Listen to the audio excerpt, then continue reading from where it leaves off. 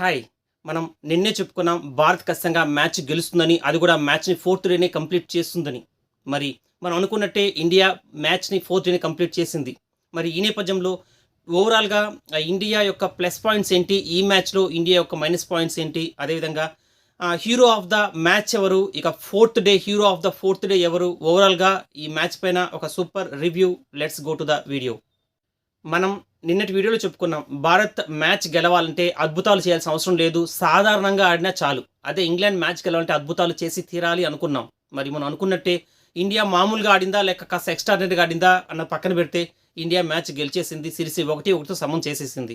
ఇక మనం చెప్పుకున్నట్టే మొదటి సెషన్‌లో ఫోర్త్ డే మొదటి సెషన్‌లో భారత బౌలింగ్ గాని అగ్రెసివ్‌గా ఉంటే, కాస్త 1, 2 వికెట్లు తీయగలిగితే, కాస్త కంట్రోల్ చేయగలిగితే మనం మ్యాచ్ గెలిచేసినట్టే అనుకున్నాం. మరి అనుకున్నట్టుగానే యాక్చువల్‌గా ఇంగ్లాండ్ కాస్త అగ్రెసివ్‌గా మొదట్లో ఉన్నప్పటికీ, మొదటి సెషన్ పూర్తయ్యేటప్పటికి పూర్తిగా భారత్ ఆధిపత్యం మ్యాచ్ పైన వచ్చేసింది. ఇంగ్లాండ్ నైట్ వాచ్‌మ్యాన్ సైతం కాస్త అగ్రెసివ్‌గా ఆడే ప్రయత్నం చేశాడు. కానీ ఎట్టకేలకు మ్యాచ్ భారత్ వైపు తిప్పుకోగలిగారు భారత బౌలర్లు. ఇక ఓవరాల్‌గా ఈ మ్యాచ్ విషయానికొస్తే Ashwin fourth day super hero అవతారం ఎత్తాడంలో ఎటువంటి డౌటు లేదు. యాక్చువల్‌గా అశ్విన్ ఇండియా స్పిన్ బౌలర్‌లో నంబర్ 1 బౌలర్ ప్రస్తుతం ఉన్నవాళ్ళు, అందులో ఎటువంటి సందేహం లేదు. అయినప్పటికీ కూడా అశ్విన్‌ని పక్కన పెట్టే అవకాశం ఉంది. ఎందుకంటే ఇండియా బీసీసీఐ ఇప్పుడు కొత్త బ్లడ్‌కి అవకాశాలు ఇచ్చే నేపథ్యంలో వేటు పడాల్సి వస్తే బౌలర్‌లో ఖచ్చితంగా అశ్విన్ పైన వేటు పడుతుంది. ఆ విషయం అశ్విన్‌కి కూడా తెలుసు. అయినప్పటికీ అశ్విన్ ఫోర్త్ డే పూర్తిగా మ్యాచ్‌ని తన వైపు తిప్పుకున్నాడు. అటెన్షన్ పొందేలాగా చేశాడు. అశ్విన్ తన స్థానాన్ని కూడా సుస్థిరం చేసుకున్నాడు. ఇక అలీపోర్ట్, జాయ్ రూట్ ఇద్దరు అగ్రెసివ్‌గా బ్యాటింగ్ చేసే ప్రయత్నం చేశారు. జాయ్ రూట్ అయితే గాయం కారణం ఉన్నప్పటికీ, అతని గాయం బాధిస్తున్నప్పటికీ కొద్దిసేపైనా మనం 4లు, 6లు కొట్టి వెళ్ళిపోదాం అన్న ఇంటెన్షన్‌లోనే అతను మ్యాచ్ ఆడాడు. బట్ ఎట్టకేలకు వాళ్ళిద్దరి సూపర్ అగ్రెసివ్ నేచర్‌ని భారత్ ఢీకొట్టగలిగింది. ఆ తర్వాత స్ట్రోక్స్ అండ్ ఫోక్స్ పూర్తి స్థాయిలో ఒక గొప్ప పార్ట్నర్‌షిప్‌ని ఏర్పాటు చేసే ప్రయత్నం చేశారు. వాళ్ళిద్దరూ అక్కడ ఖచ్చితంగా నిలదొక్కుకొని ఉంటే భారత్ చాలా ఇబ్బంది పడేది. మరి ఈ దశలో శ్రేయస్ అయ్యర్ సూపర్ రనౌట్‌తో స్ట్రోక్‌ని ఔట్ చేశాడు. మ్యాచ్‌లో ఇదే కీలకమైన టర్నింగ్ పాయింట్. ఎందుకంటే స్ట్రోక్ గాని కాస్త నిలదొక్కుకుంటే టైలెండర్‌తో కూడా కలిపి అతను మ్యాచ్‌ని కొనసాగించగలుగుతాడు. రన్స్ చేయగలుగుతాడు. జట్టు నిలబెట్టగలుగుతాడు. ఈ నేపథ్యంలో బెన్ స్టోక్స్‌ని ఔట్ చేయడం ఖచ్చితంగా మ్యాచ్‌లో ఒక గొప్ప టర్నింగ్ పాయింట్. ఇక్కడ శ్రేయస్ అయ్యర్‌ని మనం ఖచ్చితంగా మెచ్చుకోవాల్సిందే. అతను బ్యాటింగ్‌లో ఏమాత్రం ప్రభావం చూపలేకపోయినా మొదటి ఇన్నింగ్స్‌లో ఒక అద్భుతమైన క్యాచ్ పట్టాడు. రెండవ ఇన్నింగ్స్‌లో బెన్ స్టోక్స్‌ని ఔట్ చేశాడు. మ్యాచ్ మన వైపుకు తిప్పేశాడు. ఇక అక్షర్ పటేల్ బౌలింగ్ గురించి కూడా ఖచ్చితంగా మాట్లాడుకోవాలి. అతను తీసింది ఒక వికెట్ అయినా గొప్పగా బౌలింగ్ చేశాడు. అదేవిధంగా కుల్దీప్ యాదవ్ కూడా కరెక్ట్ టైంలో వికెట్ తీయగలిగాడు. ఓవరాల్‌గా ఈ రెండవ ఇన్నింగ్స్‌లో మనం గమనిస్తే అశ్విన్ 3 వికెట్లు తీశాడు. బుమ్రా కూడా 3 వికెట్లు తీశాడు.